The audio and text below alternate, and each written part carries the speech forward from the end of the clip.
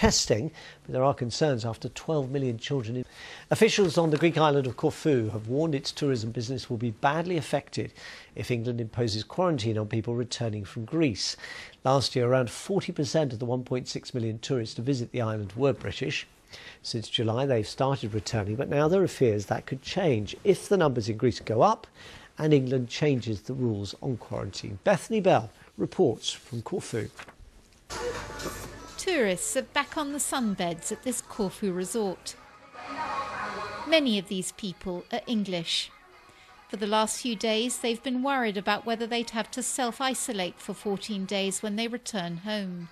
But on Thursday, England decided not to impose a quarantine on people returning from Greece, and for now, they can relax. Well, quite relieved really, because I can't quite make sense of the quarantining, because quite frankly you could be bringing the COVID over here as opposed to Greece being the reason for the COVID spreading. It's obviously a concern because when we get back, if we do have to isolate, you've got more concerns with your job, for instance, and the kids not going back to school. I think they've spent a lot of time off school at the moment.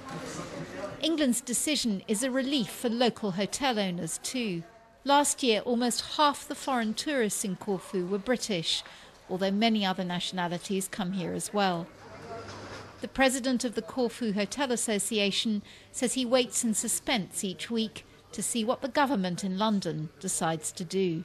Hopefully they will keep the borders open without any quarantines, and Britain will continue, British people will continue to come to Corfu, as this year we have been very dependent on them and they have saved part of our season in very, very hard times. We're very grateful. It's not just the hotels that are suffering. It's bars and restaurants too. These streets would normally be packed with people. The locals are relieved that at least some holidaymakers have been able to return. But Corfu is missing its tourists. Fewer visitors means much more space on the island's beaches.